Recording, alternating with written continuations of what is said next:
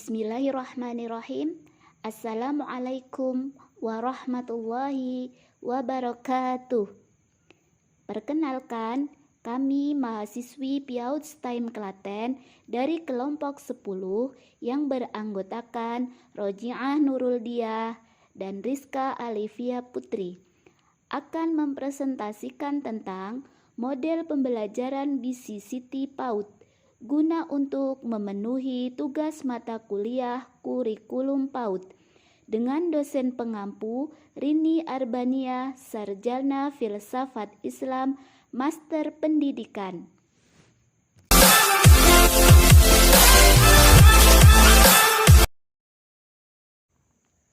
Sejarah singkat model pembelajaran BCCT.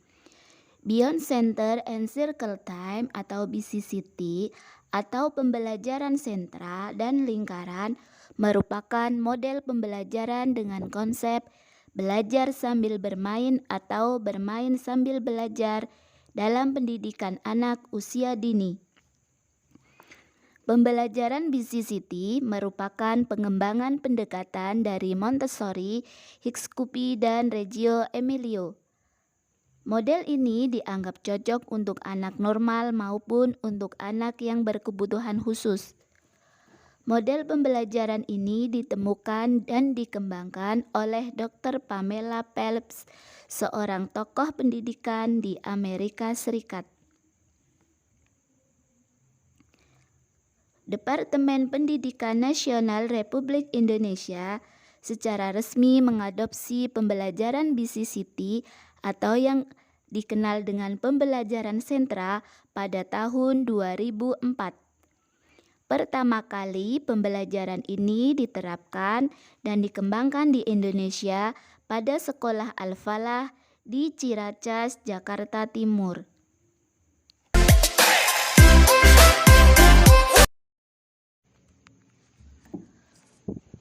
Pengertian Beyond Center and Circle Time atau BCCT.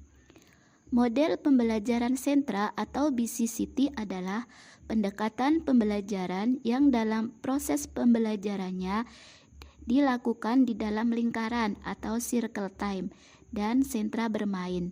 Lingkaran adalah saat di mana pendidik duduk bersama anak dengan posisi melingkar untuk memberikan pijakan kepada anak yang dilakukan sebelum dan sesudah bermain. Sentra bermain adalah zona atau arena bermain anak yang dilengkapi dengan seperangkat alat bermain yang berfungsi sebagai pijakan lingkaran yang diperlukan untuk mengembangkan seluruh potensi dasar anak didik dalam berbagai aspek perkembangan secara seimbang. Sentra yang dibuka setiap harinya disesuaikan dengan jumlah kelompok di setiap PAUD.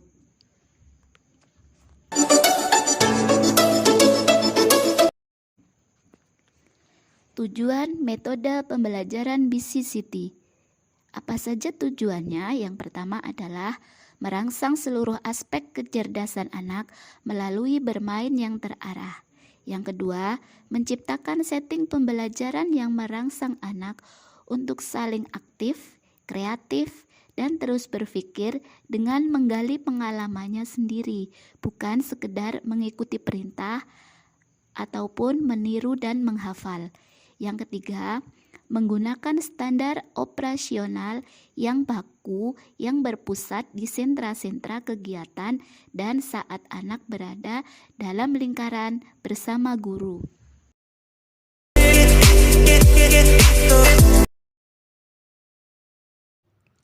Implementasi metode pembelajaran BCCT.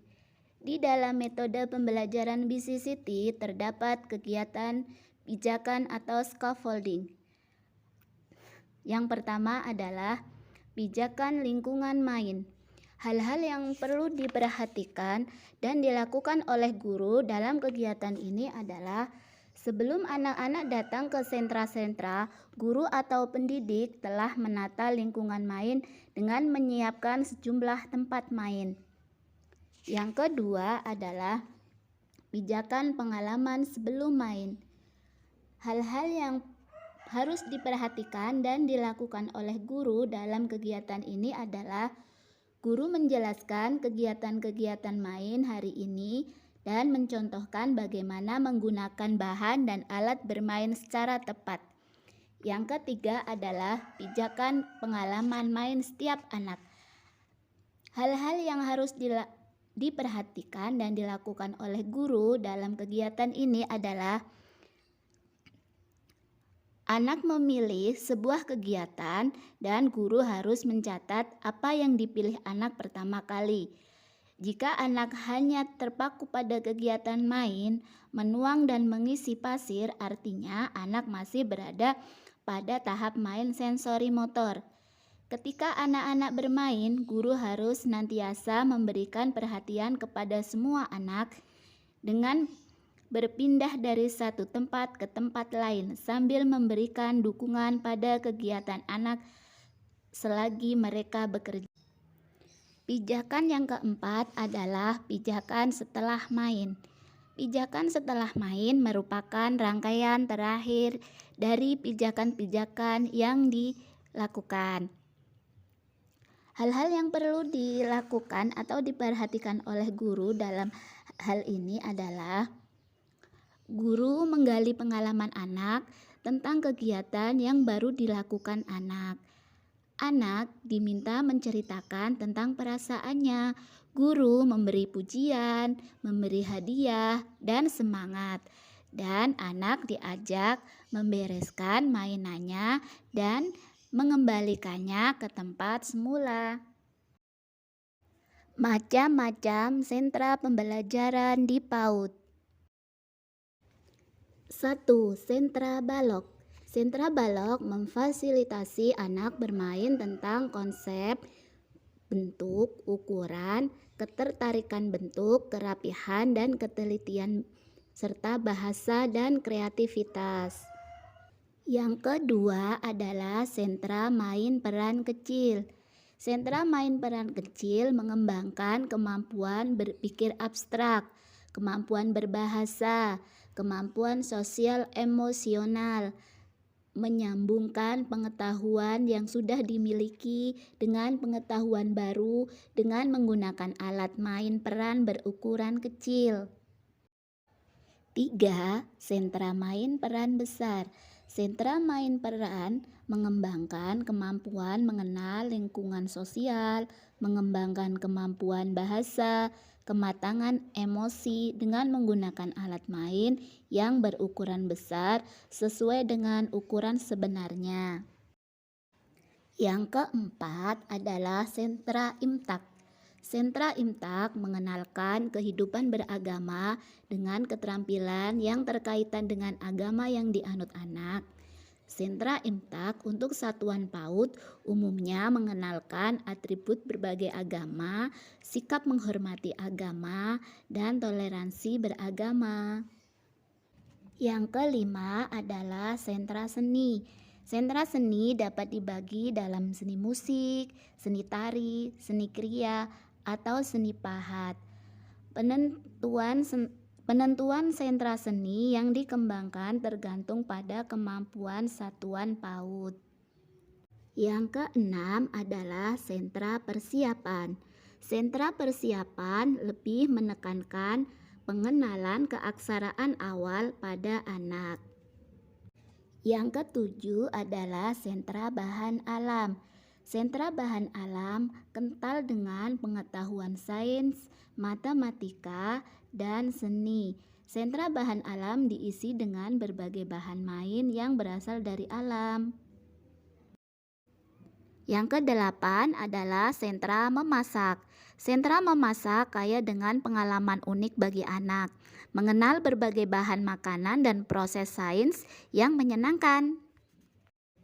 Yang selanjutnya adalah keunggulan dan kekurangan model pembelajaran BCCT. Keunggulan model pembelajaran BCCT. 1.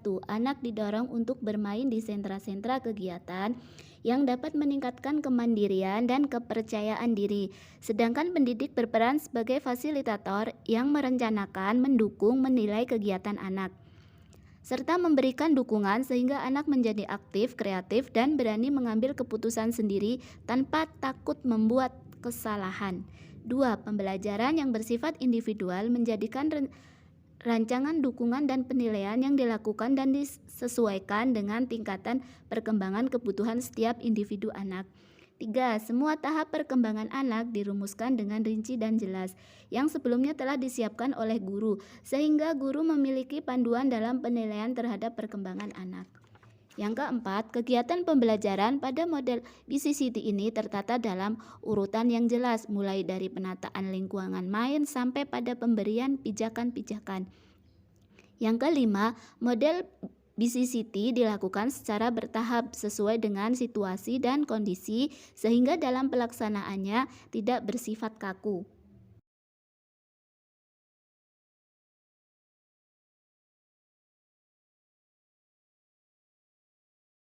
Adapun kekurangannya adalah 1.